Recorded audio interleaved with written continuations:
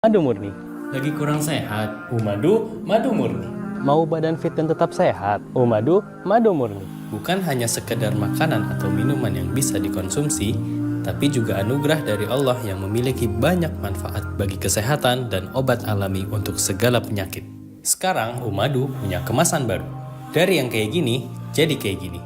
Butuh madu yang disukai seluruh anggota keluarga? Pilih Umadu saja, yang 100% murni tanpa bahan tambahan.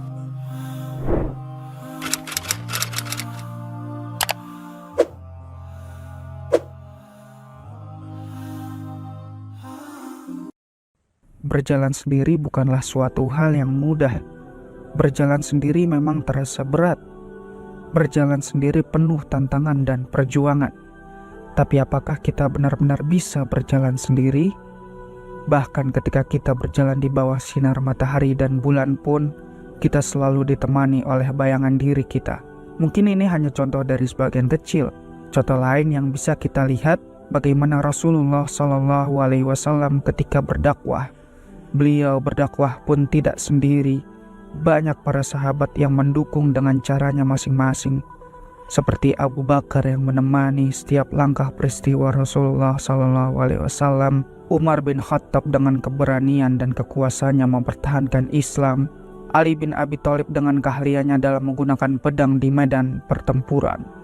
Mungkin kita belum mampu untuk berkontribusi layaknya para sahabat Rasulullah SAW, tapi dengan maha baiknya Allah Subhanahu wa Ta'ala dalam membuat skenario, Allah Subhanahu wa Ta'ala berikan satu sahabat Rasul yang bisa kita ikuti jejaknya, di mana ada satu sahabat yang berkontribusi di belakang layar. Beliau sangat berpengaruh terhadap pergerakan dakwah Islam dengan cara menggunakan hartanya, yaitu Utsman bin Affan. Agar ketika kita tidak mampu berkontribusi seperti Sayyidina Ali, Abu Bakar, dan Umar, kita bisa mengikuti jejak Utsman bin Affan. Bukankah kita nanti ditanya oleh Allah Subhanahu wa Ta'ala, apa kontribusimu terhadap dakwah Islam? Tentu rumah muslim tidak ingin sendirian. Kami ingin sekali membuka peluang yang lebih luas agar bisa bersama berkontribusi terhadap dakwah Islam. Semoga semakin banyaknya ayah bunda yang ikut andil menjadi bagian keluarga rumah muslim, semakin banyak juga orang-orang yang bisa merasakan manfaatnya. Kami hanya bisa memberikan apa yang kami bisa. Insya Allah, selebihnya Allah yang akan membalas kebaikan ayah bunda.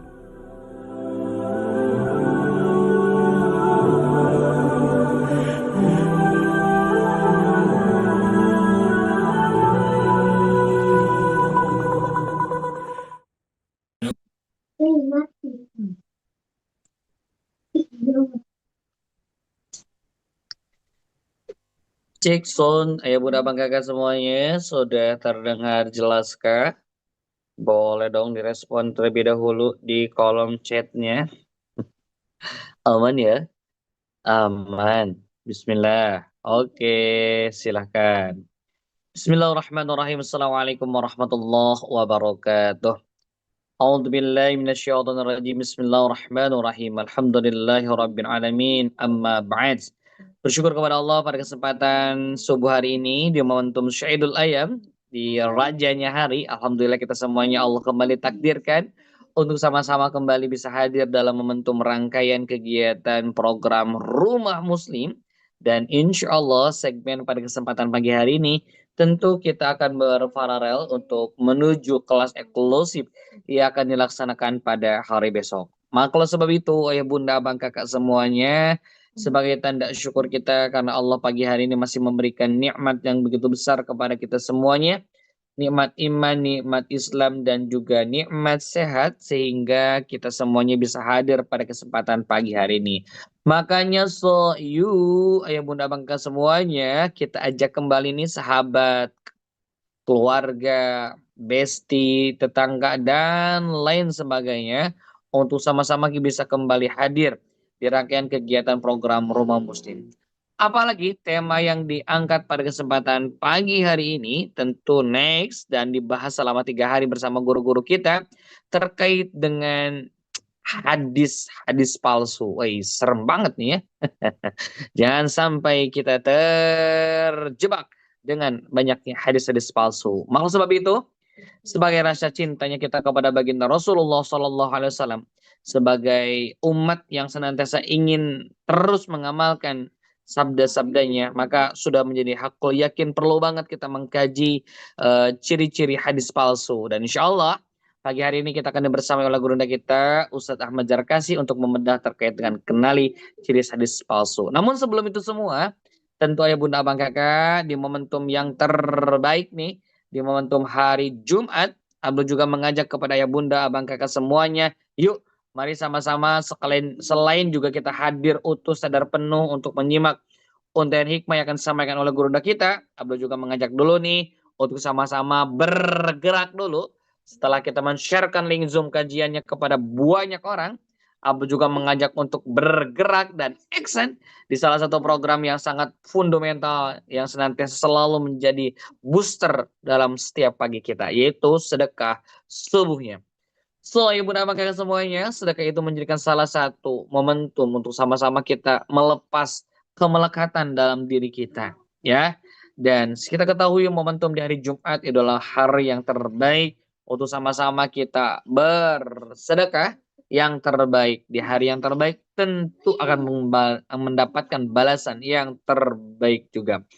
Maka sebab itu ayah bunda abang kakak semuanya, silakan bagi yang mau bergabung bersama kami di program sedekah subuhnya untuk sama-sama support perjalanannya Rumah Muslim, boleh melalui nomor rekening 7266250268 atau lebih simpelnya ayah bunda abang kakak, silakan dengan menggunakan fitur QRIS saja, karena insya Allah dengan memakai fitur QRIS pun itu sudah memudahkan ayah bunda abang kakak semuanya untuk bersedekah. Karena berapa rupiah punya ayah ibu bapak sedekahkan, 1.000, 2.000, 5.000, 10.000 dan sebagainya, tentu itu akan menghadirkan satu cahaya untuk banyak orang. Dan tentunya mudah-mudahan segala amaliyah kita, sedekah-sedekah kita senantiasa terus mengalir pahalanya kepada kita semuanya. Amin ya rabbal alamin. Terus Abdul juga mengucapkan terima kasih banyak nih kepada segenap keluarga besar SSD, yaitu keluarga sedekah support dakwahnya Rumah Muslim yang senantiasa selalu menginisiasi banyak sekali program-program yang dilaksanakan, ya.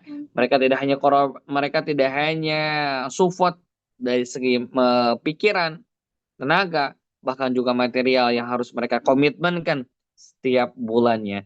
Mudah-mudahan ayah bunda abang kakak semuanya, segala sedekah yang ibu bapak terkhusus keluarga SS dikeluarkan, korbankan, mudah-mudahan ini menjadi satu gerbang kembali bahwa Allah Subhanahu wa taala senantiasa akan terus membersamai, memberkahi ayah bunda abang kakak semuanya. Amin ya Allah rabbal alamin. Terutama info terkininya nih, insya Allah kelas eksklusif 2 hari besok ke depan. Setelah pagi hari ini kita akan kenalan dulu nih, taruh dulu nih dengan hadis palsu dengan ciri-ciri seperti apa. Besok lusa selama 2 hari Sabtu Ahad kita akan bersama Ustazah Aini dan juga bersama juga Ustadz Ahmad Jarkasi, ya. Ini semuanya lulusan-lulusan luar negeri ya bunda. Masya Allah ya, barakallah nih, bahagia banget kita belajar. Ya kalau kita belajar ke luar negeri kan berapa gitu kan ya. Nah hari ini Rumah Muslim sudah menyiapkan pelafonnya. Ayah bunda abang kakak semuanya, kumpulan hadis palsu. Apakah selama ini kita tertipu? Nah, nggak tahu nih ya, tertipu atau seperti apa? Pagi hari ini kita temukan jawabannya dengan pertama, kita akan mengenali dulu ciri-ciri hadis palsu itu seperti apa, ya. Dan kabar gembiranya juga ya Bunda Abang kakak semuanya, sebagai booster dan juga terus ingin menambah khasana setiap hari Senin sampai Kamis keseluruhan mengaji Quranic Vibes terkait dengan Quran. Nah, di pekan ini kita belajar terkait dengan hadis. Nah, ini salah satu hal yang fundamental yang dititipkan sama Rasulullah SAW, ya. Kalau ingin hidup bahagia, ya Al-Qur'annya kita dalami, hadisnya juga kita dalami. Nah, cuman di hadis kita harus perlu banyak selektif karena tidak sedikit banyak sekali hadis-hadis palsu. Dan ya Bunda Abang kakak semuanya, jangan dilewatkan juga. Insya Allah di bulan Agustus kita akan launching 2 program yang ini menjadi pilihan ibu bapak semuanya, ya. Program yang sangat luar biasa yang sama-sama kita akan ikuti, yaitu ada intensif tajwid, ya. Perbaiki bacaan, sempurnakan hubungan dengan Al-Quran. Ada juga intensif muamalah, saatnya bertransaksi sesuai dengan kaidah. Ini relevan banget dengan segala kebutuhan kita, ayah bunda abang kakak semuanya, ya. Maka jangan sampai dilewatkan. Yuk karena guru kita sudah on time nih pagi hari ini, sudah bersama kita, ya. dan selalu seru kalau belajar sama beliau ya. Assalamualaikum warahmatullahi wabarakatuh. Guru kami tercinta, Ustaz Ahmad Zarkazi. Waalaikumsalam warahmatullahi wabarakatuh. Sehat Ustaz? Alhamdulillah. Masya Allah, Alhamdulillah Ustaz nih bisa ketemu kembali ya. Dengan tema yang agak lumayan, kayaknya agak lumayan harus ekstra nih Ustaz. Ya. Mengenali Lagi ciri-cirinya Ustaz ya. banyak nih yang palsu-palsu lagi banyak emang nih. Oh gitu ya Ustaz. Lagi Iya. merajalela ya Ustaz ya. Iya. Kan yang lagi rame ijazah palsu. Betul, betul. Ini kita lagi ngomongin hadis palsu. Ini jauh lebih berbahaya nih. Masya Jadi Allah. kalau ijazah palsu tuh bahayanya dunia doang. Betul. Itu orang mendapatkan kehinaan di dunia, tapi kalau di hadapan Allah dia bertobat, insya Allah nggak ada masalah. Betul. Kalau hadis palsu ini bahayanya nih dunia akhirat nih. Astagfirullah. Iya. Masya Allah. Siap Ustaz lah. Kalau gitu maka takut ya. Kita takut bahagia di dunia dengan share-share itu ya. Nanti kelak di akhirat khawatir nih. Hadis yang kita sharekan adalah tidak sahih tentunya. Yuk ya Bunda Bakar semuanya. Karena guru kita sudah siap untuk membersami kita semuanya. Sambil kita mengajak lagi sahabat-sahabat kita yang lainnya. Yang pada belum masuk ke ruang Zoom ini. Sambil kita juga sama-sama simak video bumper. وشد عني كل الهموم أنت الكريم وأنت الرحيم أنت السلام وأنت السميع.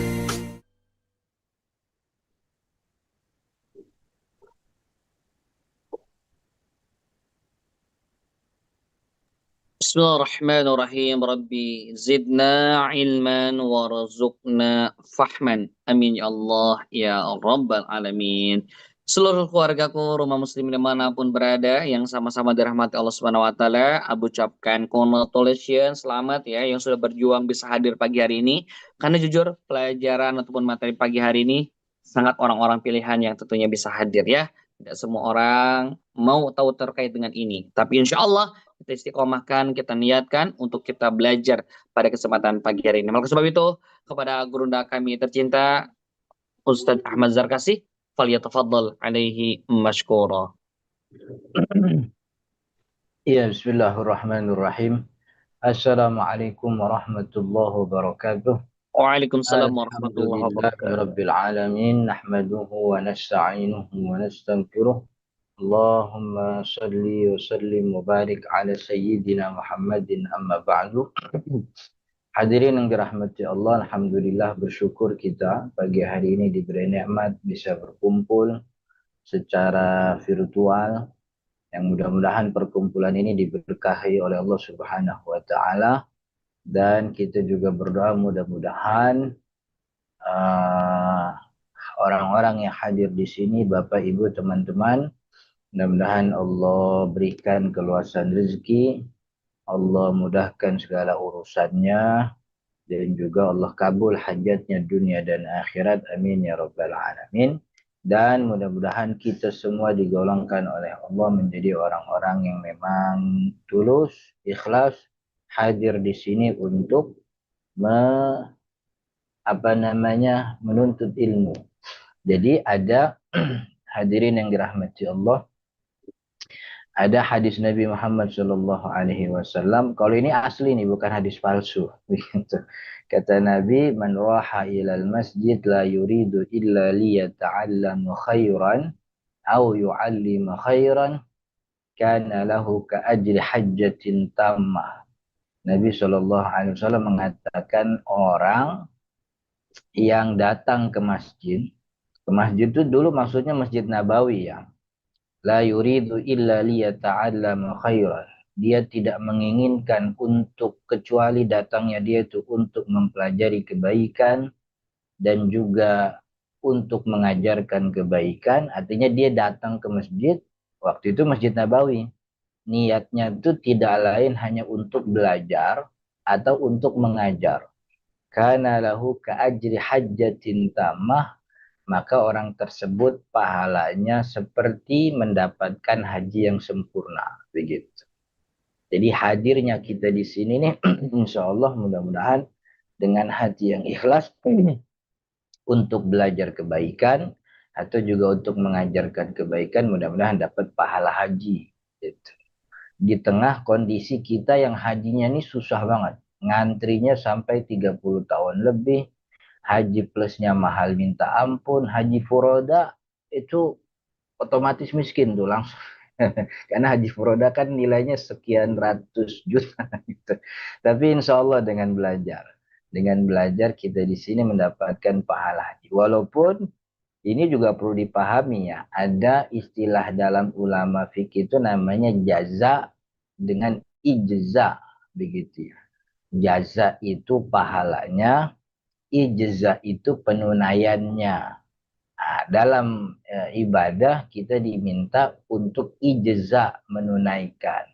Adapun ibadah lain yang punya kemiripan jaza, punya kemiripan pahala, itu fadilah dari Allah untuk kita sebagai rahmatnya begitu. Jadi jangan dianggap, wah kalau gitu nggak usah daftar haji dah. Kita daftar ke rumah muslim aja tiap Sabtu Minggu ngaji, insya Allah dapat haji tuh. Sebulan 4 kali, hajinya 4 kali tuh berarti. Nggak seperti itu. Itu sama seperti sebagaimana kita memahami hadis Nabi tentang siapa orang yang membaca suratul Ikhlas, maka dia sudah membaca 1/3 Al-Quran. Kan ya? Maka kalau kita baca Al-Ikhlas 3 kali, kita sudah khatam tuh Al-Quran. Karena satu Al-Ikhlas tuh 1/3. Yang dimaksud tuh jazanya, bukan ijza. Kita dituntut untuk ijza menunaikan. Hadis lain kan bilangnya kalau Nabi SAW mengatakan orang yang memberikan makan orang berbuka, ayah, maka kan pahalanya sama seperti orang yang berpuasa. Itu kan jaza pahalanya. Sedangkan kita tuh dituntut bukan untuk pahala. Sebab pahala memang bukan urusan kita. Kita dituntut untuk ijza, untuk menunaikan.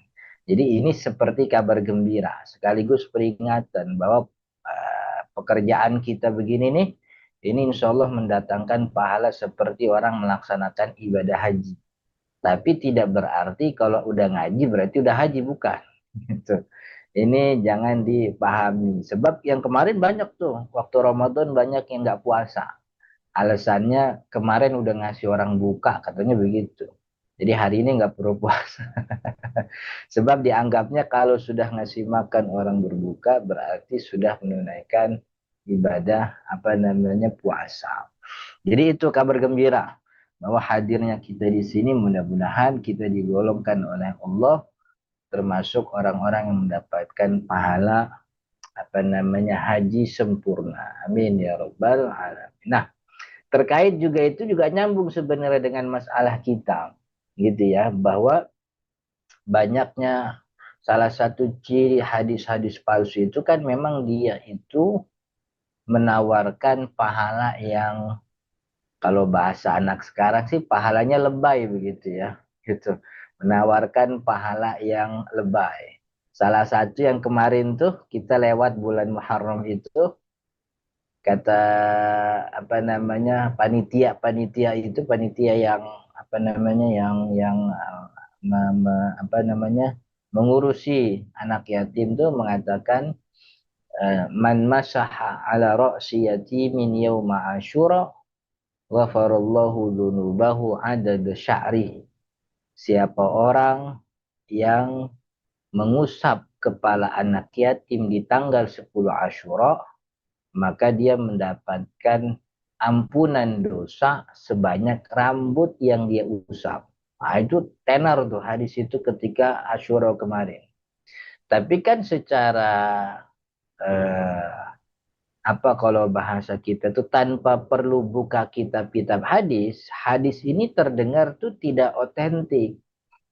Sebab dia menyelisih banyak kaidah. Masa iya hanya dengan mengusap, kemudian orang tuh diampuni dosanya, begitu. Hanya dengan mengusap, kemudian orang itu diampuni dosanya sebanyak rambut, begitu. Itu kan juga berlebihan. Kan kasihan kalau ada orang yang nyantunin yatim, tapi yatimnya botak, kan begitu. kan akhirnya nggak ada dosa yang diampuni. Jadi ini kan nggak masuk akal nih. Maka itu hadis palsu itu secara umum ada imam namanya Imam Ibnul Jauzi. Imam Ibnul Jauzi itu punya kitab judulnya Al-Mawdu'at. Al-Mawdu'at itu artinya hadis-hadis palsu, hadis-hadis maudhu begitu. Beliau tuh karena sering banyaknya berinteraksi sampai kemudian mengumpulkan hadis palsu dalam satu kitab yang besar namanya Al-Mawdu', dan itu kitab kumpulan hadis palsu paling terkenal sepanjang sejarah Islam begitu, namanya Imam Ibnul Jauzi. Itu beliau kemudian bikin kaidah, punya kesimpulan rumus, katanya kullu haditsin ra'aitahu tukhaliful uqul wa tunaqidul usul wa tubayinuhu an-nuqul fahuwa maudhu. Setiap hadis, maksudnya setiap hadis itu setiap ucapan yang selalu dimulai dengan Allah, Rasul mengatakan, Rasul bersabda, tapi ucapan tersebut tukhalifuhu al-uqul, bertentangan dengan akal gitu. Secara logik itu sulit untuk bisa diterima begitu. Masa iya ada orang yang mengusap kepala lalu menjadi sebab ampunan dosa begitu? Masa iya ada orang kan minum kopi itu jadi sebab masuk surga kan gitu? Kemarin ada tuh rame banget sebab minum kopi begitu. Masuk surga tuh. Jadi itu apa namanya, nggak masuk akal. Sebagaimana ketika Ramadan itu kan ada hadis man fariha bidukhuli Ramadan, siapa orang yang senang masuknya bulan Ramadan maka Allah haramkan jasadnya dari api neraka, kan begitu. Allah haramkan jasadnya dari api neraka. Jadi senang aja begitu, puasa nggak usah, sedekah jarang gitu, pokoknya seneng aja. Senengnya gimana? Ya seneng-seneng aja pokoknya, besok mau Ramadan gitu. Jadi kan yang senang masuk Ramadan tuh sebenarnya bukan cuma muslim kan ya, koko-koko Cina itu enci-enci kan juga senang sebenarnya masuk Ramadan karena dia punya pikiran potensi dagangannya ini bakal laku. Dan itu kan bener, konsumsi makanan dan juga pakaian tuh di Ramadan ternyata jauh lebih tinggi dibanding di luar Ramadan. Padahal orang puasa gitu. Tapi lagi puasa ternyata konsumsi makanan jauh lebih banyak dibanding bulan-bulan lain kan. Jadi kalau kata Imam Ibnul Jauzi yang pertama itu kalau dia bertentangan dengan logika, artinya secara akal nggak masuk di akal nih begitu. Wa tunaqiduhul usul. Kemudian hadis ini bertentangan dengan usul. Usul itu maksudnya dengan prinsip syariat Islam, baik dalam ilmu fikih atau juga dalam ilmu akidah begitu. Dalam ilmu akidah misalnya ada kan gimana ya, yang paling masyhur tuh yang mungkin dari kecil kita pernah dengar ya, orang yang kalau ninggalin Jumat 3 kali berarti murtad begitu kan ya. Jadi orang yang ninggalin Jumat, kan sekarang yang ninggalin Jumat banyak tuh, supir Jaklingko kan juga banyak yang nggak Jumatan Jaklingko, Transjakarta, kemudian apa tuh masinis LRT, komuter lain, banyak hal-hal yang menyebabkan orang tidak Jumatan. Cuman kan mereka kan punya sebab, bahkan security di sekolah Yanto apa tuh yang ada di Cawang situ tuh namanya tuh ya apa, sekolah Kristen tuh, saya punya teman, ada teman yang memang jadi security di sekolahan Katolik begitu. Jadi kalau Jumatan pas hari Jumat dia jadwal siang, banyak tuh yang kagak Jumatan tuh gitu. Tapi kan secara fikih ini apa namanya, perlu penguraian yang lebih jauh gitu. Maka hadis-hadis ini nggak diterima. Sebab ini bertentangan dengan usul bahwa murtad, keluar seseorang dari iman itu tidak bisa diidentikan dengan meninggalkan 1, 2, 3 syariat Islam begitu. Kan ya, uraiannya lebih jauh. Atau dalam masalah lain, bukan masalah akidah, masalah ibadah. Kalau tadi kan akidah tentang keluar seseorang daripada iman, dan itu yang lebih banyak memang. Kemudian juga ada lagi apa namanya, yu'adzabul mayyitu bibukai ahlihi alaihi. Pernah dengar gak hadis itu? Bahwa mayit itu diazab karena tangisan keluarganya. Ini secara usul ini tidak bisa diterima karena kita sudah punya kaidah bahwa la taziru waziratun wizra ukhra, kan begitu. Tidak akan disiksa, tidak akan dihukum orang kecuali dengan dosa yang dia kerjakan sendiri. Lah, kan urusannya apa nih? Ini mayit kalau bisa ngomong begitu ya. Yang nangis dia, kenapa gue yang disiksa, kan begitu. Yang nangis kejar-kejaran tuh dia, gitu. Kenapa jadi gue jadi sasaran? Ini kan nggak sesuai. Bahwa kaidah usul kita tuh orang tuh tidak disiksa, tidak diazab kecuali dengan dosa yang dia kerjakan. Pun dosa yang dikerjakan pun masih punya potensi diampuni. Tiba-tiba ada yang bilang, "Oh, kalau apa namanya, ntar kalau keluarga nangis mayitnya diazab," kan begitu. Itu dalam hal akidah ya. Jadi kaidah yang disebut oleh Imam Ibnul Jauzi, kalau hadis itu bertentangan dengan akal, kemudian bertentangan dengan apa namanya, usul, al-ukul, akal, usul, usul maksudnya kaidah syariat. Baik itu kaidahnya hadis, kaidahnya dalam masalah akidah atau dalam masalah ibadah juga sama. Dalam masalah ibadah juga sama. Ini contohnya nih, mohon maaf nih. Banyak di antara kita yang kalau wudhu pas lagi basuh muka itu dia ngepok apa sekaligus diusap nih tengkuknya nih. Begitu. Itu kata Imam Nawawi dalam Al-Majmu', kalau kalau orang itu melakukan basuhan tengkuk berdasarkan hadis tuh yang masyhur tuh kan ada tuh bahwa kalau ngusap basuh muka sekaligus sama tengkuknya. Kan ya. Itu hadisnya hadis palsu. Maka orang yang melakukan itu begitu, kalau dia tahu bahwa itu hadis palsu tetap dilakukan, itu berarti dia pelaku bid'ah namanya. Sebab basuhan wudhu itu basuhan muka. Muka ini nih, muka nih. Tempat tumbuh rambut sampai dagu. Kuping ketemu kuping. Ini tengkuk bukan muka.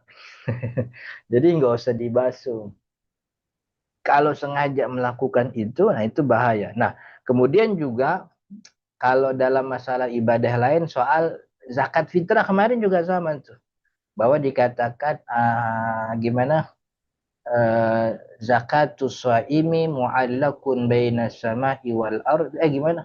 Siyamus shaimi mu'allakun baina sama'i wal ardi ma lam hatta yuzaki. Puasanya orang beriman itu menggantung antara langit dan bumi.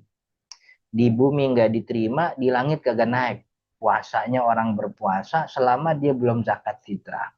Nah, ini kan juga bertentangan dengan kaidah ibadah, bahwa setiap ibadah itu masing-masing punya rukun dan syarat sendiri-sendiri. Jadi tidak berarti kalau orang nggak puasa, kalau orang puasa nggak zakat, puasanya nggak diterima, kan begitu. Atau mungkin sebaliknya, dia zakat doang, tapi dia nggak puasa. Jadi nggak bersambungan. Puasa punya kaidah sendiri, zakat punya kaidah sendiri. Jadi banyak tuh apa namanya hadis-hadis yang bertentangan dengan kaidah-kaidah ibadah kita. Makanya sebenarnya ya hadis palsu itu hadirin, kalau orang yang sering berinteraksi dengan hadis, misalnya dia punya pengajian, ikut hadir pengajian kitab Sahih Al-Bukhari, dia punya ikut pengajian kitab Sahih Muslim, yang memang ngajinya baca begitu ya. Baca tuh maksudnya tekstual, dia baca kitabnya qala Nabi sallallahu alaihi wasallam dan dia mengerti bahasa Arab. Insya Allah orang ini lebih paham, lebih jauh terhindar dengan hadis-hadis palsu, sebab interaksi yang sering dengan hadis-hadis sahih itu membuat orang tuh punya malakah. Apa sih malakah tuh kalau bahasa Indonesianya tuh punya kapasitas yang dihasilkan dari experience pengalaman dia ngaji itu, ketemu hadis tuh kayaknya nggak begini deh begitu. Interaksinya panjang bersama hadis-hadis Imam Al-Bukhari, hadis-hadis Muslim, termasuk juga kefahamannya tentang bahasa Arab begitu. Itu dia dengan secara apa namanya langsung tuh bisa merasakan. Kayaknya kagak bener nih hadis nih gitu. Kayaknya nggak begini nih hadis nih begitu. Maka salah satu upaya kita untuk bisa terhindar dari hadis palsu itu ya banyak-banyak berinteraksi ngaji begitu ya, maksudnya dengan hadis-hadis sahih. Jadi pengajian yang khusus membahas kitab hadis, kayak mungkin yang paling sering tuh Riyadhus Shalihin misalnya kan begitu. Jadi kaidahnya belum kita terusin, tetapi kaidahnya kalau ketemu dengan hadis tukhalifuhul uqul, bertentangan dengan akidah, bertentangan dengan akal, wa tunaqiduhul usul, bertentangan dengan akidah, maksudnya kaidah ibadah, baik itu kaidah syariat, baik itu dalam masalah akidah atau masalah ibadah, wa tubayyinuhun nuqul, dan juga bertentangan dengan riwayat yang sudah valid begitu ya. Maksudnya bertentangan dengan sejarah bahwa sejarahnya begini-begini. Artinya misalnya nih ada salah satu contohnya itu bertentangan dengan sejarah, man azzama maulidi kuntu lahu syafi'an yaumal qiyamah. Siapa orang yang mengagungkan maulidku, maka aku jadi memberi syafaat nanti di hari kiamat. Ini kan sejarah nih bertentangan nih, sebab di zaman Nabi Sallallahu, ini kan kalau Nabi ngomong berarti kan Nabi Muhammad hidup. Di zaman Nabi Muhammad hidup kan belum terjadi itu peristiwa maulid, artinya belum ada orang-orang yang kemudian mengadakan maulid Nabi. Ini terlepas dari bagaimana ulama menghukumi maulid Nabi begitu, tapi hadis ini palsu sebab bertentangan dengan sejarah kan ya. Bertentangan dengan sejarah karena ketika Nabi Muhammad hidup belum ada orang-orang yang kemudian berinisiatif untuk merayakan Maulid Nabi Shallallahu Alaihi Wasallam, kan begitu. Jadi tiga kaidah ini penting, bertentangan dengan akal, bertentangan dengan kaidah syariat, bertentangan dengan sejarah. Jadi secara sejarahnya itu memang tidak sesuai, bahwa apa sih istilahnya, Nabi Nabi Muhammad Shallallahu Alaihi Wasallam tidak bertemu dengan para nabi kecuali pada peristiwa Isra Mi'raj. Jadi tidak mungkin ada kemudian hadis nyampe kepada kita tentang perbincangan Nabi dengan Nabi Musa misalnya, kecuali di peristiwa Isra Mi'raj. Nabi dengan ini dan sebagainya. Jadi ini kaidah penting yang dijelaskan oleh Imam Ibnul Jauzi sebagai pembuka tentang hadis-hadis palsu. Dan bahayanya hadirin yang dirahmati Allah, Nabi Shallallahu Alaihi Wasallam itu pernah mengatakan, man kadzaba alayya muta'ammidan falyatabawa maq'adahu 'alan nar. Man kadzaba alayya muta'ammidan, siapa orang yang berdusta atas nama, jadi berbohong pakai nama Nabi, berbohong pakai nama Nabi, falyatabawa, maka sejati muta'ammidan, ada klausul muta'ammidan, secara sengaja. Jadi sengaja tuh dia tahu ini bukan dari Nabi, atau dia paham bahwa dia tuh belum recek lagi nih, benar gak ini kita mau menyampaikan kepada khalayak tentang ini, apakah ini betul-betul dari Nabi begitu. Padahal dia punya waktu dan kesempatan. Dan sekarang nih sederhana sekali sebenarnya, walaupun memang saya nggak tahu ya, ada aplikasi Indonesia. Yang saya tahu nih banyak website yang sifatnya bahasa Arab. Siapa orang yang berdusta atas nama Nabi muta'ammi dan sengaja, maka kemudian ia terbawa, sejatinya dia telah mensiapkan bangkunya sendiri gitu. Jadi kayak kayak anak sekolah kemarin tuh, emaknya kan subuh-subuh udah pada jalan gitu, nyiapin bangku nyari bangku buat anaknya. Ini orang kalau menyebarkan hadis palsu, berdusta atas nama Nabi begitu tuh, dia tuh kayak subuh-subuh datang ke neraka begitu nyari tempat bangkunya sendiri gitu. Dan itu itu sindiran dari Nabi Shallallahu Alaihi Wasallam bahwa bahayanya berdusta atas nama Nabi itu bisa menyebabkan orang masuk ke dalam neraka begitu. Karena memang bahaya nih. Jadi orang tuh kan ya tahu bahwa sumber agama itu kan Al-Quran dan juga hadis Nabi Shallallahu Alaihi Wasallam. Ketika ada orang menyampaikan Al-Quran dia terima dan Al-Quran cek-ceknya gampang. Orang semua punya Al-Quran. Tapi ketika orang menyampaikan hadis Nabi dan ternyata itu palsu, lalu diyakini sebagai bagian dari ibadah, bertahun-tahun dia menjalankan itu, bertahun-tahun dia punya keyakinan. Artinya kan selama itu dia punya keyakinan yang salah. Dan keyakinan yang salah itu disebabkan oleh si orang yang menyebarkan hadis. Artinya berapa banyak kemudian orang tergelincir. Ini orang yang dapat penyampaian hadis yang keliru lalu disampaikan kepada anak, disampaikan lagi kepada anak, disampaikan lagi kepada keturunannya. Nah, ini kan bahaya. Artinya secara tidak langsung orang yang menyebarkan hadis palsu itu memutus mata rantai penyebaran syariat Islam.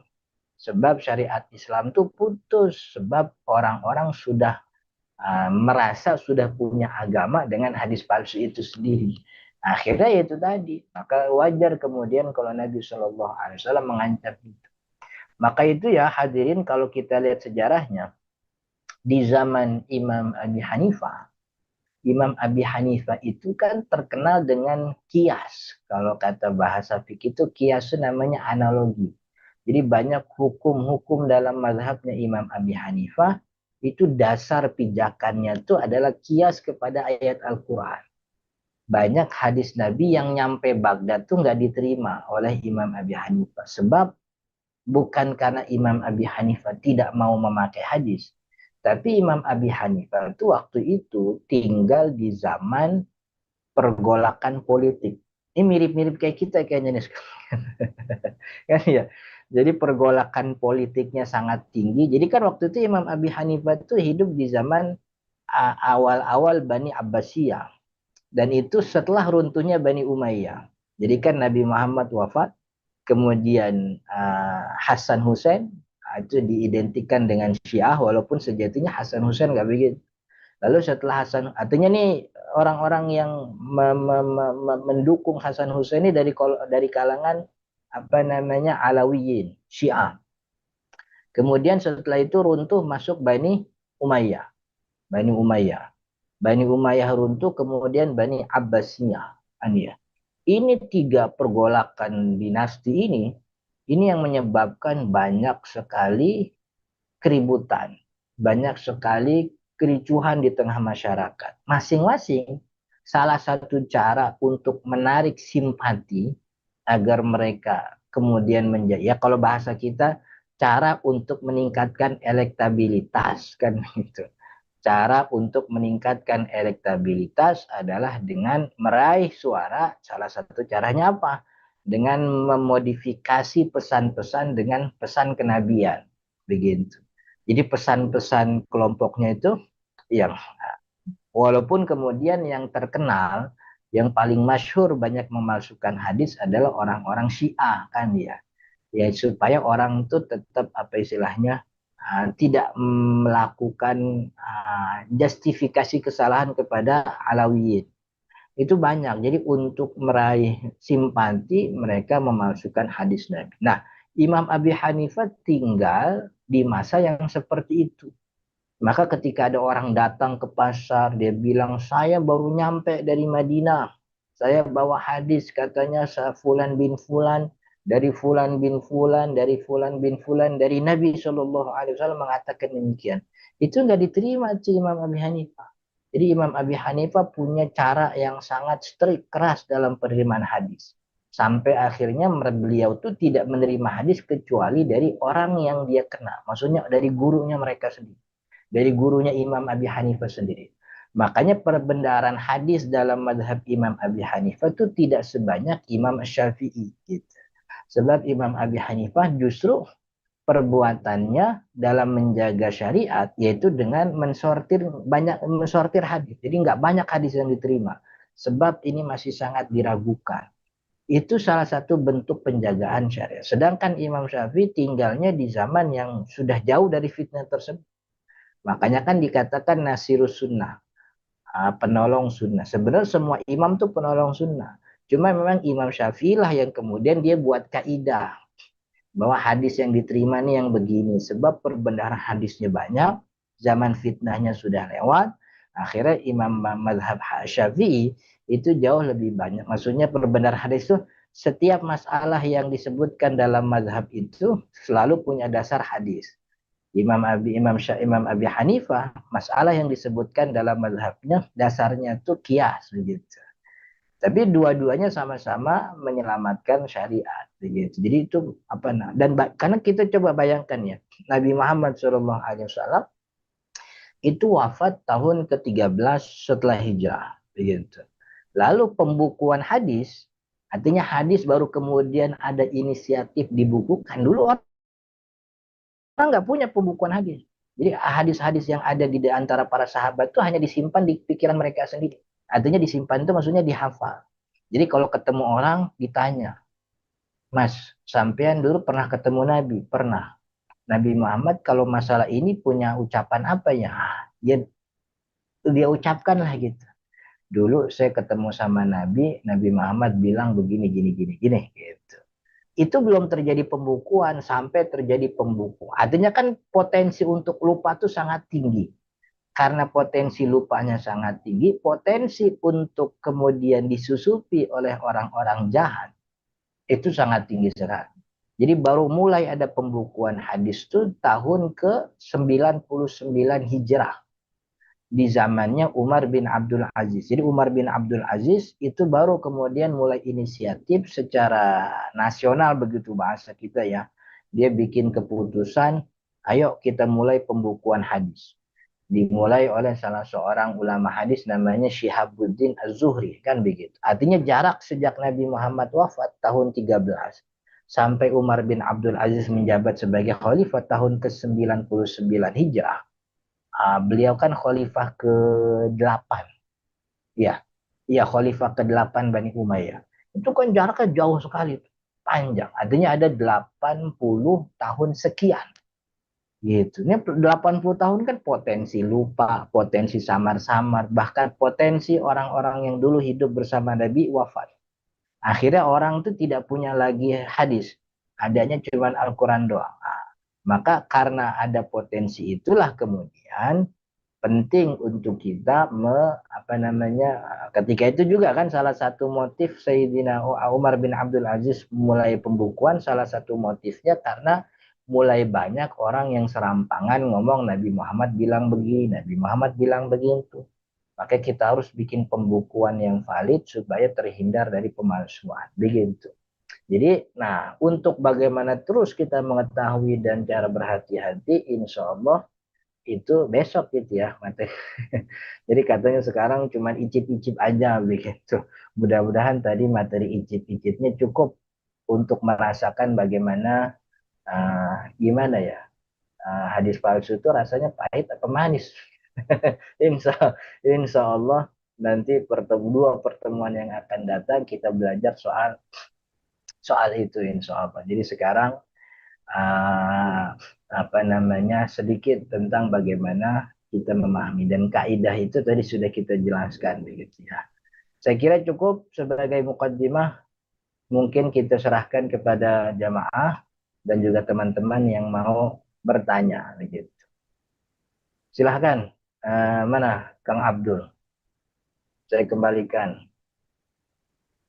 Ini Kang Abdul masih off cam dia nih. Selain itu hadirin, ntar kita nunggu Kang Abdul, mana belum ada respon.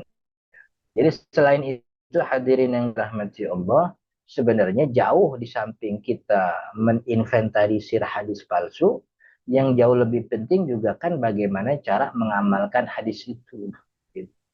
Jadi mengamalkan hadis itu tuh tidak seperti orang yang kemudian membaca teks, lalu kemudian meraih kesimpulan daripada hadis itu kamu mengamalkan sendiri. Padahal hadis itu cara mengamalkannya nggak begitu. Saya kasih contoh ya. Bapak Ibu pernah dengar gak hadis tahiyatul masjid? Ini salah satu bentuk bahwasanya mengamalkan hadis itu tidak semudah yang kita bayangkan.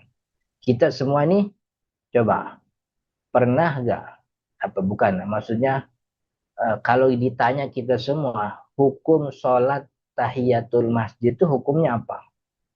Semua kita pasti jawabnya tahiyatul masjid itu hukumnya sunnah, kan ya? Hukumnya sunnah. Sunnah itu artinya dikerjakan berpahala, ditinggalkan tidak ada masalah, gitu. Tapi pernah gak kita dengar hadis tentang tahiyatul masjid? Yang Nabi Shallallahu Alaihi Wasallam mengatakan, "Idza dakhala ahadukumul masjid, kalau di antara kalian ada yang masuk masjid, fala yajlis, maka jangan duduk. Falyarka ini salatlah dia 2 rakaat." Ya. Jadi Nabi memberikan perintah bahwa kalau masuk masjid jangan duduk. Jadi posisi langsung duduk itu dilarang oleh Nabi Shallallahu Alaihi Wasallam. Langsung duduk nggak boleh. Nabi Muhammad memberikan opsi cuma satu, sholatlah 2 rakaat. Artinya tidak ada opsi yang disebut oleh Nabi Shallallahu Alaihi Wasallam bagi orang yang masuk masjid kecuali sholat 2 rakaat. Maka kalau memakai hadis ini top begitu ya, pantasnya tuh tahiyatul masjid hukumnya wajib apa sunnah gitu. Sebab Nabi Shallallahu Alaihi Wasallam itu bilangnya jangan duduk, maka sholat dulu 2 rakaat. Artinya tidak ada opsi yang diperintah oleh Nabi kecuali sholat 2 rakaat. Jadi pantasnya apa tuh kira-kira? Kan ya. Jadi itu dia. Pantasnya kan wajib. Tapi kenapa sepanjang sejarah ulama nih menghukumi bahwa sholat tahiyatul masjid hukumnya sunnah? Gitu. Apa tuh iya sunnah muakkad kan hukum ulama kebanyakan, maksudnya jumhur ulama sunnah muakkad. Tapi kalau kita lihat hadis itu kan hukumnya wajib tuh, gitu. Kalau sunnah kan ditinggalin nggak apa-apa kan begitu. Tapi kalau wajib kan memang tidak ada opsi, harus mengerjakan. Dan hadisnya bentuknya begitu, nggak ada opsi lagi.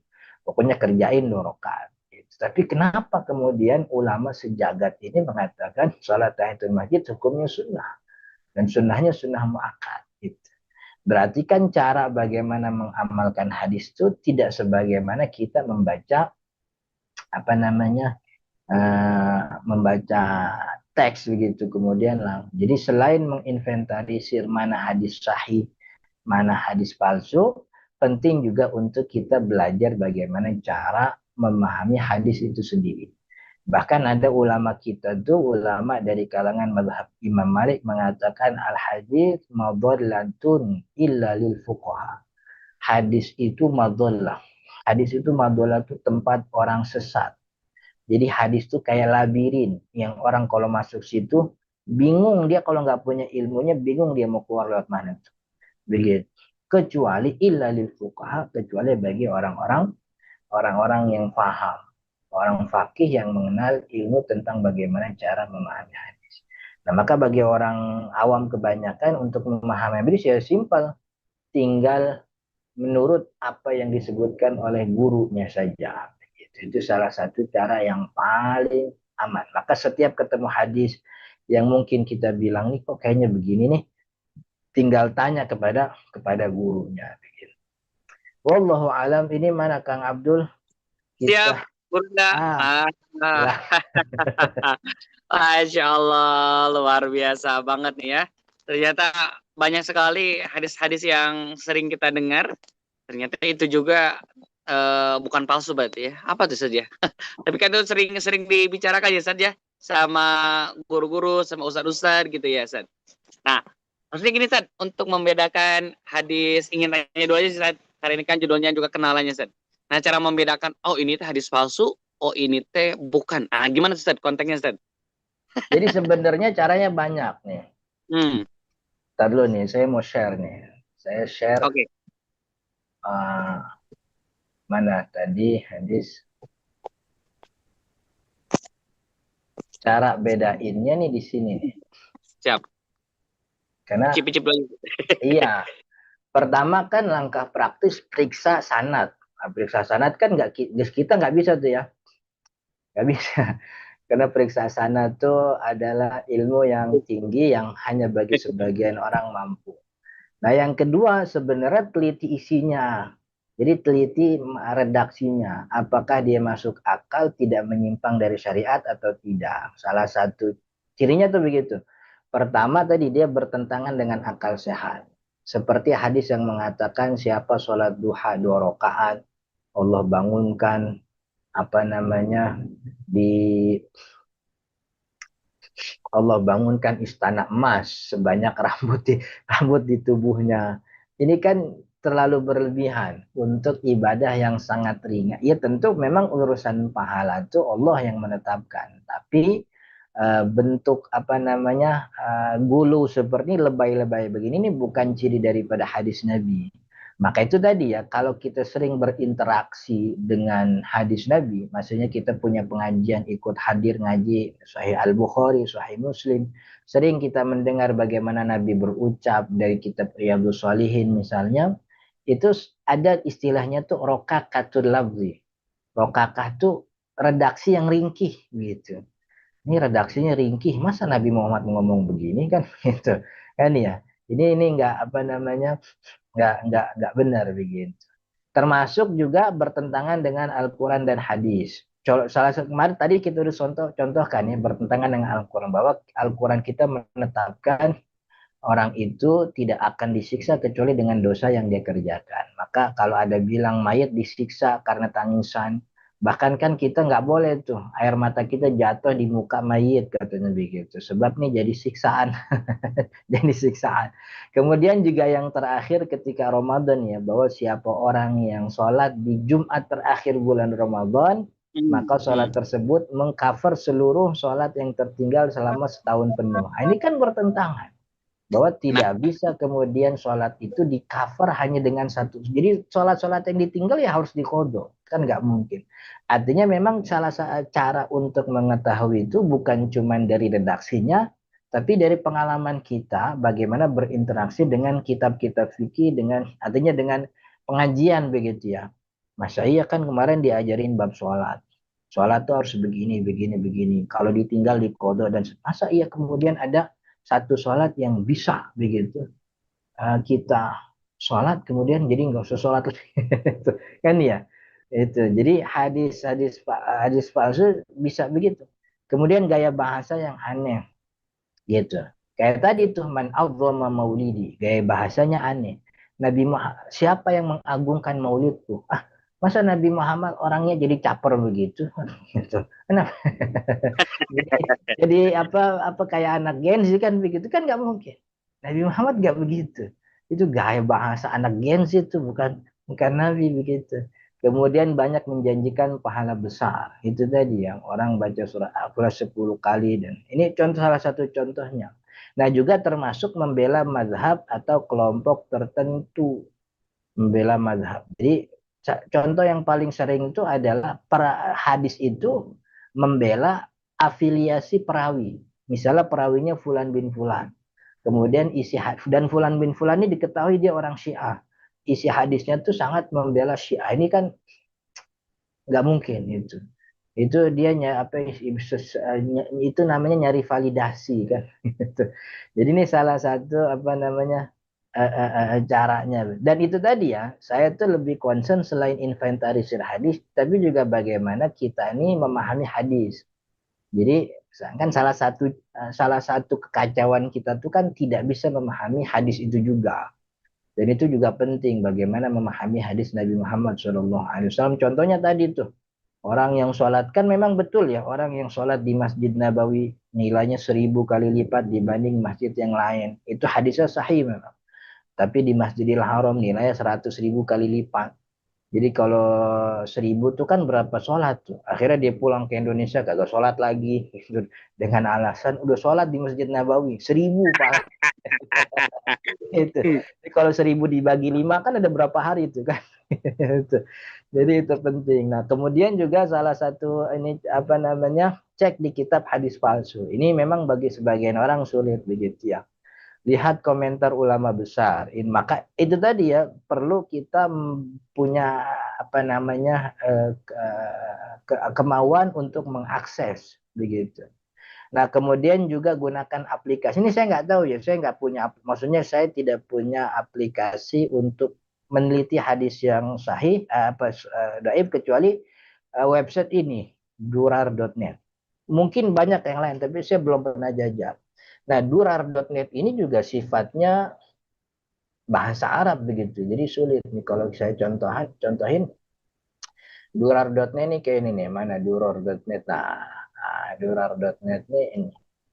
Nah, dia kalau kita buka durar.net ini, ini enggak kelihatan nggak ini? Kelihatan, Zat? Ah, ini durar. Slide-nya ya? Ya, bukan slide ini, apa namanya, websitenya. Beda ya? Enggak muncul, Zat, kalau di PowerPoint. Oh, nggak muncul nih. Oh, ini dulu ya, stop dulu ya. Nah, gitu, Zat. Kemudian share lagi gitu ya. Coba. Nah, betul. Oh iya. Nah, gini. Nah, ini. Kelihatan nggak? Ah, ini muncul nih. Ini namanya Kelihatan, Zat. Betul. durar.net. Gitu. Ini yang saya biasa begitu ya, saya pakai. Nah, jadi contohnya nih, ini di kolom, lihat kursor saya kelihatan apa enggak? Ini di kolom pencarian nih. Nah, di kolom pencarian tuh, ini saya udah contohin, tulis tuh judulnya Al Jannatu Tahta Aqdamil Ummahat. Ini kan tenar nih ya di antara kita ya. Al Jannatu, surga itu di bawah telapak kaki ibu gitu. Kaki bapak nggak kebagian tuh surga. Dan di akhirat tuh kan surga isinya cuma dua, surga sama neraka. Ini jangan-jangan kaki bapak neraka. Ini saya tulis nih teks hadis Al Jannatu Tahta Aqdamil Ummahat. Lalu kemudian kita search aja nih, langsung klik kolom pencarian. Nah, nanti kemudian ketemu nih. Nah, ada hasilnya. Ini satu min ahadis muntasyirah. Nah, kita klik di sini. Ini hadisah al jannatu tahta aqdamil ummahat. Lafaz lengkapnya al jannatu tahta aqdamil ummahat, man syi'na adkhalna wa man syi'na akhraj. Ini kan gak masuk akal nih. Surga itu di telapak kaki ibu. Siapa yang dia mau dia masukin, siapa yang dia mau dia keluarin. Lah, surga kenapa jadi apa namanya, jadi monopolinya ibu, kan aneh. Kemudian darajat nih, darajatnya maudhu kan begitu, ini palsu. Jadi saya dengan keterbatasan ini tidak punya contoh bagaimana meneliti dengan alat digital kecuali dengan website ini begitu ya. Dan beliau ini bagusnya ini menyiapkan as-sahihul badil.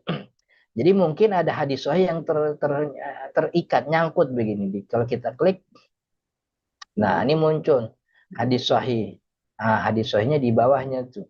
An-najahi mataja'ilan nabi terus dan seterusnya. Halakamen. Jadi yang dimaksud hadis sahih itu bukan kakinya tapi ketaatan, falzamha. Taatlah kepada ibu dan seterusnya. Jadi hadirin yang dirahmati Allah, itu salah satu cara. Saya mohon maaf nih tidak bisa menampilkan website yang berbahasa Indonesia. Tapi saya nggak tahu nih apakah ini bisa di Indonesia, kan nggak ada. Ini bahasa cuman bahasa Arab dan bahasa Inggris gitu. Wallahu alam. Saya kembalikan ke Kang Abdul. Masya Allah, luar biasa banget, Zat. Aplikasinya tuh kayaknya perlu kita recommended banget tuh. Nah, ternyata, Zat, banyak pertanyaan tuh di kolom chat, Zat. Seperti beberapa hadis yang artinya gitu, Zat, ya. Kebersihan sebagian dari iman gitu kan ya. Terus ada beberapa juga konteks hadis yang artinya gitu ya, Zat, ya. Bahwa salat pahala salat suruk sama dengan berhaji gitu kan, Zat, ya. Terus ada nih, ada anjuran baca Al-Fatihah 1000 kali. Itu, Zat, hadisnya sahih atau tidak? Nah, kalau kita kan masyarakat awam nih, Zat, ya, kadang ya apalagi yang dibacakannya artinya, Zat. Ya. Kan itu seolah menggairahkan tadi ya, secara pahala itu benar luar biasa tuh kan. Nah, kadang kan masyarakat mah gitu ya, Zat, ya. Iya. Jadi begini, Kang Abdul. Iya. Ada, jadi hadis Nabi dengan makna daripada redaksi tersebut. Jadi ada redaksi, ada makna dari redaksi. Kita itu kan dilarang untuk menisbatkan perkataan yang bukan perkataan Nabi kepada Nabi itu. Jadi perkataan yang bukan perkataan Nabi nggak boleh dinisbatkan kepada Nabi. Itu yang nggak boleh. Tapi kalau kita nemu ada redaksi pernyataan yang maknanya tuh tidak bertentangan dengan Al-Quran dan Sunnah Nabi, tapi kita masih bingung apakah ini hadis Nabi atau bukan. Kayak kebersihan dari iman. Kebersihan dari iman. Kan secara makna, ini kan tidak bertentangan. Secara makna tidak bertentangan dengan Al-Quran. Memang betul syariat kita secara umum sangat menganjurkan bahkan memerintahkan kita untuk menjadi pribadi yang bersih kan begitu. Tapi jangan sampai kemudian menisbatkan kebersihan dari iman itu sebagai hadis, itu yang salah. Jadi mengamalkan kebersihan sebagai bentuk keimanan betul gitu. Cuman menisbatkan ini sebagai hadis Nabi itu yang keliru sebab Nabi tidak mengucapkan demikian. Jadi itu tadi ya, ada namanya mengamalkan isi maknanya dengan menisbatkan redaksinya begitu. Jadi ada memang hadis palsu yang kacau tuh. Redaksinya kacau, maknanya juga kacau. Kan gitu. Kalau maknanya kacau kan nggak perlu diamalkan. Kalau maknanya sudah kacau berarti hadisnya tuh sangat kemungkinan palsu. Tapi kalau kebersihan dari iman, ini kan maknanya bagus nih. Dan itu tidak bertentangan. Sebab memang keimanan kita menuntut kita untuk jadi orang yang bersih. Bersih badannya, bersih pakaiannya, bersih akhlaknya, dan seterusnya. Tapi kemudian jangan sampai kita menisbatkan pernyataan itu sebagai pernyataan Nabi, itu yang keliru. Tapi ngamalinnya boleh. Cuman ketika mengamalkan jangan dikatakan ini daripada hadis Nabi begitu. Jadi mengamalkannya meyakini bahwa ini hadis Nabi. Ini bukan hadis Nabi, tapi maknanya benar. Sebab memang secara umum orang beriman itu dituntut untuk bersih begitu. Jadi beda antara makna ucapan dengan makna redaksi dengan redaksinya. Yang nggak boleh itu kan menisbatkan redaksi itu kepada Nabi, Pak. Karena itu bukan hadis Nabi, itu yang dikatakan berbohong. Tapi secara umum ada banyak hadis-hadis yang palsu beredar, tapi punya makna tuh yang baik begitu ya. Maka mengamalkannya boleh, cuman jangan sampai meyakini ucapan Nabi Shallallahu Alaihi Wasallam. Begitu Kang Abdul. Masya Allah, barakallah Ustaz nih. Jadi nama pemahaman ya. Memang ada hadis juga ada, tapi ada kata-kata mata mutiara gitu Ustaz ya mungkin ya. Ya. Masya Allah. Ibu Bapak, boleh nih yang mau bertanya, boleh dong. Boleh yang mau bertanya di sesi hari ini bersama Ustaz Ahmad Zarkasi, boleh rasain? Yang mau bertanya nih, khawatir nanti. Oke, boleh Bunda Eva dari Bandung, udah ngacung-ngacung tuh. Kalau mau bertanya, boleh open mic-nya Bunda Eva. Nah, boleh Bunda, open mic-nya. Apa yang mau ditanyakan, Bun? Nggak kedengeran, kan? Aman-aman Bunda, jelas. Bismillah. Punten ya Ustaz, tadi sempat di WA chat sudah ngirim.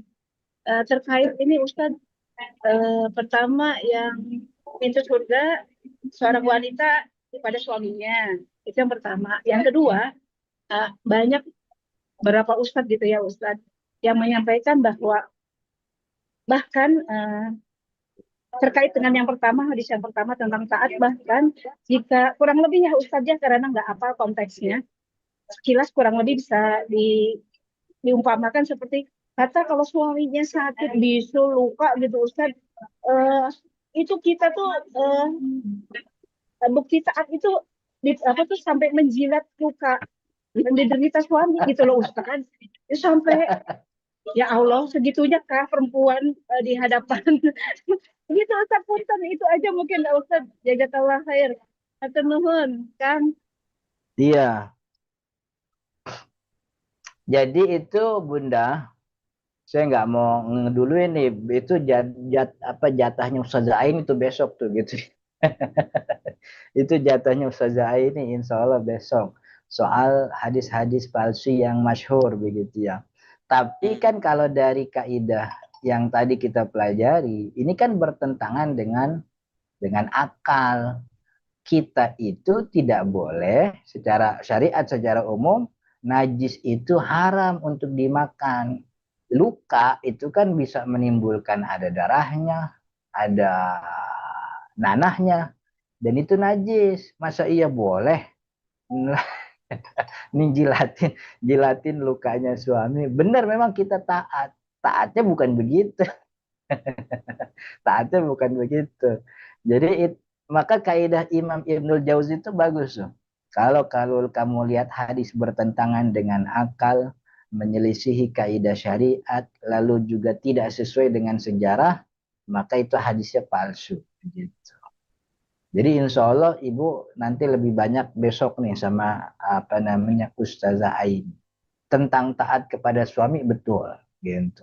Tapi banyak memang tuh ya beredar di tengah masyarakat kita. Akhirnya masyarakat kita tuh punya semacam apa ya, semacam ini Kang Abdul.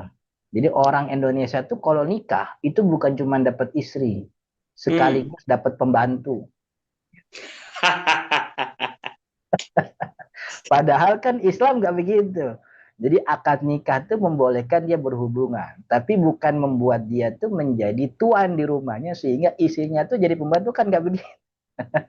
Ya, dalam syariat Islam itu secara fikih suami yang wajib masak, suami yang wajib cuci suami. Gitu. Tapi ntar nanti insya Allah lebih jauh oleh Ustazah Aini insya Allah. Siap, Masya Allah. Betul ya? Tidak sedikit ya, Ustaz ya, yang istri jadi pembantu Ustaznya. Iya. Ya, Perempuan kita tuh la haula wala quwata illa billah. betul, luar biasa banget Ustaz ya. Maharnya paling kecil di antara negara-negara muslim. Mahar kita tuh 100.000 dan seperangkat alat sholat. Nah, eta. Seperangkat alat sholat tuh 250.000. Jadi, tapi tuntutannya tuh harus cantik, harus berpenampilan menarik, nyucinya juga harus rajin, masaknya harus jago. itu ada kasihan sebenarnya. Silakan. Aduh, poin banget kan tadi itu, kena banget nih. Boleh nih yang mau bertanya, boleh ada Bunda Herlina Mahmur, boleh Bunda?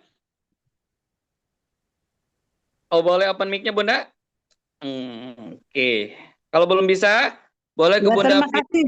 Oke, siap. Boleh Bunda. Siap Bunda. Oke. Terima kasih Kang Abdul. Assalamualaikum warahmatullahi wabarakatuh. Alhamdulillah.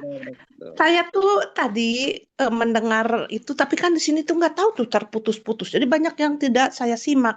Di antaranya tuh itu yang mengenai sholat tahiyatul masjid. Nah itu kan yang selama ini saya ini tuh ya itu tadi, tiada lain harus sebelum duduk harus sholat tahiyatul masjid dulu gitu. Apakah itu tuh betul gitu? Tadi saya kurang menyimak karena terputus. Ya. Ya apakah kita kadang-kadang kan kita lupa duduk aja gitu kan, terus boleh nggak nih kita udah duduk tapi terus sholat tahiyatul masjid itu aja. Terima kasih. Ibu Herlina, ya. Ibu Herlina kan ini yang ngomong. Iya betul. Ya, Ibu Herlina, tahiyatul masjid yang Ibu tahu hukumnya apa? Ya? Tuh kan terputus-putus. Coba saya keluar. Terputus-putus, nggak kedengaran nih. Yang Ibu tahu. Halo? Ya, halo. Sekarang kedengeran. Kayaknya sinyalisannya Ustaz. Iya. Ya betul. Gak apa-apa, suruh ngulang lagi Ustaz, nanti rekamannya Ustaz. Jadi sholat tahiyatul masjid hukumnya sunnah. Dilakukan berpahala, tidak dilakukan pun tidak ada masalah. Hadis Nabi terkait tahiyatul masjid memang punya indikasi secara zahir teksnya, kewajiban. Secara zahir teksnya itu punya indikasi kewajiban. Tapi indikasi kewajiban itu dianulir oleh ulama karena banyak hadis-hadis lain yang bertentangan dengan apa yang disebutkan di dalam tahiyatul masjid. Jadi maksudnya dianulir dengan hadis lain. Ternyata sholat wajib itu bukan tahiyatul masjid itu bukan wajib. Sebab banyak hadis-hadis lain yang menganulir ketentuan itu. Akhirnya hadis tahiyatul masjid yang indikasinya kewajiban itu diturunkan levelnya menjadi kesunahan begitu. Ini bagaimana salah satu cara ulama untuk mengamalkan hadis dan juga memberikan kesimpulan terhadap hadis.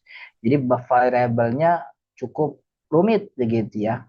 Itu yang kemudian dikenal dalam ilmu usul fikih. Tapi pada intinya tahiyatul masjid itu sunnah, bukan kewajiban. Siap, siap. Oke, siap, Masya Allah, tabarakallah. Betul nih, tentunya kalau yang masih penasaran, jangan lewatkan nih kelas eksklusif kita. Karena ternyata baru pada ngeh ya, oh ternyata hadis ini doi, oh ternyata hadis ini sahih, oh ternyata itu bukan hadis gitu kan ya. Maka sayang banget nih kalau dilewatkan kelas eksklusif kita ya Bunda Bang Kakak. Maka segera mendaftarkan diri lewat link pendaftaran yang sudah tersebar di kolom chat. Karena insya Allah di hari besok kita akan bersama Ustadz Aini dan dari Ahadnya juga kita akan belajar kembali bersama Ustadz Ahmad Jarkasi. Seru banget kan ya Bunda? Nggak puyeng kan? Nah, nanti juga di ending nih Ustadz akan ngasih tadi rumusnya sudah tuh ya, pembuktian bahwa ini sahih atau tidak. Weh, seru banget tuh. Apalagi kalau bisa seperti itu ya Bunda ya. Tentunya sebelum men-sharekan ke orang lain, ya minimal cek dulu nih keabsahannya, kesahihannya ya. Jangan sampai kita kayak orang yang hebat, share gitu ya, tanpa validasi keabsahannya, Masya Allah. Ustaz, boleh dong Ustaz, kenapa sih alasan kuat Ustaz kita untuk, maksudnya alasan kuat apa sih Ustaz yang melatar belakangi kita harus ikut di kelas 2 hari besok Ustaz? Boleh Ustaz nih. Pertama, hadirin Kang Abdul, teman-teman, kita tuh tinggal di zaman yang informasinya sudah sangat terbuka, begitu. Keterbukaan informasi ini menuntut kita akhirnya untuk cepat dalam menganalisis. Jadi maksudnya kan karena terbuka sekali ini informasinya, setiap ada informasi masuk tuh mungkin lupa kita saring. Dan karena kita tergiur dengan apa yang ada di isinya, membuat kita kemudian mudah langsung forward, begitu. Akhirnya kan kalau ditanya, ini dari mana Ibu? Ini dari mana Pak? Hadis ini? Jawabnya gimana? Gak tahu, saya juga dapat dari grup sebelah. Itu agama nggak boleh begitu tuh. Agama nggak boleh dapat dari grup sebelah. Agama itu harus valid. Artinya ilmunya dapat dari mana dan harus bisa dipertanggungjawabkan. Jadi jangan sampai kita kemudian menyebarkan sesuatu yang kita tuh tidak bisa konfirmasi tentang kebenarannya. Jadi maka kelas ini nih bagus sekali dan baik sekali untuk kita di zaman sekarang ini nih, agar jangan sampai kita jatuh pada kesalahan itu. Sebab ketika kita menyebarkan agama, apalagi dikasih embel-embel perkataan Nabi, yang pertama akhirnya kita jatuh pada dosa berbohong atas nama Nabi, gitu. Yang kedua juga sama bahayanya, akhirnya kita kemudian jatuh pada hal yang membuat syariat yang itu tidak disyariatkan oleh syariat itu sendiri, begitu. Itu kan kalau bikin syariat namanya nyaingin Allah itu. Allah disaingin itu. Presiden disaingin aja marah, apalagi Jadi ini zamannya yang serba terbuka, begitu, membuat kita tuh selalu punya keinginan untuk berbagi. Kadang-kadang semangat itu lupa dibarengi dengan kapasitas. Maka untuk kemudian membuat kapasitas ini menjadi baik, kita belajar menginventarisir bagaimana hadis sahih, bagaimana hadis palsu. Insya Allah di pertemuan 2 hari besok kita akan belajar soal itu. Jadi penting untuk kita tidak mengabaikan apa yang kita kirim kepada orang-orang. Jadi jangan sampai asal share begitu ya. Jadi harus kita tahan dulu, kita teliti. Benar apa enggak begitu. Jadi jangan sampai kita ketika ditanya jawabannya nggak tahu, ini juga dari grup sebelah, nggak boleh begitu. Agama tuh nggak boleh disebarkan seperti Iya, ada ustadz, ada kiai, ada dai datang ngomong A, B, C dan sebagainya. Lalu ditanya, Pak Ustadz, mohon maaf, tadi hadis yang itu tuh disampai dari mana? Oh, Mbak tahu, Ane juga dapat dari majelis kemarin. Gitu. Itu kan nggak boleh tuh. Itu harus valid karena dia yang menyampaikan. Kita juga sama itu. Tapi kan tidak berarti kita berhenti untuk menyampaikan. Kita menyampaikan motivasi ibadah, iya, begitu ya, semangat beribadah. Yang kagak boleh itu kan menisbatkan perkataan yang bukan perkataan Nabi kepada Nabi Shallallahu Alaihi Wasallam. Begitu, oke? Okay? Masya Allah, siap Ustadz, barakallah nih, semangat banget, seru banget ya bunda-bunda ya. Ini kalau di pesantren berapa lama kita nih ya untuk belajar hadis ini. Tapi insya Allah di kelas eksklusif ini hanya 2 hari dulu saja kita icip-icip belajar agak dalam nih. Biar pemahaman kita terkait dengan hadis-hadis, nah ya ayah bunda abang kakak semuanya, kita bisa lebih memahami ya. Tentunya di pembahasan hari Sabtu dan hari Ahad itu akan lebih seru kembali. Ini baru pembukaan aja nih ya, narasi awal nih sebagai incip-incip di Jumat hari ini. Tapi udah begitu banyak sekali kemanfaatan yang bisa kita rasakan. Nah, maka jangan sampai lewat nih ya di kelas eksklusif besok dan juga hari Ahad untuk sama-sama bisa kembali hadir. Dengan cara yuk ayah bunda bang kakak ya, daftarkan dulu aja segera. Karena dengan pembuktian itu berarti kita benar-benar nih mau menjadi seorang hamba yang terbaik di hadapan Allah, dengan juga kita mempelajari hadis-hadisnya baginda Rasulullah Sallallahu Alaihi Wasallam. Ustadz, terima kasih banyak di pagi hari ini ya, Masya Allah, dahsyat banget ilmunya nih ya, melek ya, jadi melek banget nih ya terkait dengan hadis-hadis ya. Biasanya kan kita nggak banyak pikir, share ya, berarti hari ini mah tugas kita ya bunda bangka validasi dulu, biar ketika ada orang yang bertanya ya minimal tahulah redaksinya, tahulah alasannya seperti apa tuh ya bunda nih. Ayo bunda bang kakak, terima kasih banyak juga nih atas pertemuan kita pagi hari ini yang sangat luar biasa semangatnya dan antusias daripada seluruh para jamaah. Dan jangan lupa ya bunda bang kakak, next nanti kita akan lanjut di program Rumah Muslim berikutnya, yaitu terkait dengan kajian duha, dan insya Allah juga nih kita akan belajar dengan Syama'il Nabi. Nah, insya Allah nih kita akan dikuatkan lagi dengan Syama'il Nabi ya, dengan cinta kita kepada Rasul ya. Insya Allah pagi hari ini kita akan bersama kembali nanti bersama Ustadz Muslim Al-Fatih ya. Ayo bunda apa kakak, Abdul tunggu lagi kehadiran ibu bapak semuanya gitu kan ya, pada kelas eksklusif pada hari besok, Sabtu Ahad ya. Sabtu Ahad ya bersama guruna kita, besok bersama Ustaz Aini, dan hari Ahadnya bersama kembali Ustaz Ahmad Zarkasi. Untuk momentum pagi hari ini ayo bunda bang kakak semuanya, Abdul ucapkan sekali lagi terima kasih, apalagi yang sudah berkontribusi di momentum hari Jumat yang terbaik ini, di momentum Sayyidul Ayam lewat program sedekah subuhnya dari Rumah Muslim. Abdul ucapkan terima kasih banyak ya, semoga semuanya Allah berkahkan, Allah limpahkan, dan Allah ganti dengan berlipat kali ganda. Yuk mari sama-sama kita akhiri dulu perjumpaan kita pada kesempatan pagi hari ini dengan mengucapkan hamdalah bersama. Alhamdulillahirabbil alamin. Disempurnakan dengan doa kafaratul majlis. Subhanaka Allahumma wa bihamdika asyhadu an la ilaha illa anta astaghfiruka wa atubu ilaik. Barakallahu fikum ya bunda abang kakak semuanya. Ketemu lagi dari esok di waktu yang sama, gelombang yang sama, dengan narasumber Ustaz ini pada hari besok ya. Barakallahu fikum. Abdul Besar Kru yang bertugas mengucapkan terima kasih dan mohon maaf. Akhirul kalam. Wassalamualaikum warahmatullahi wabarakatuh. Waalaikumsalam. Bunda Curi, ya Allah.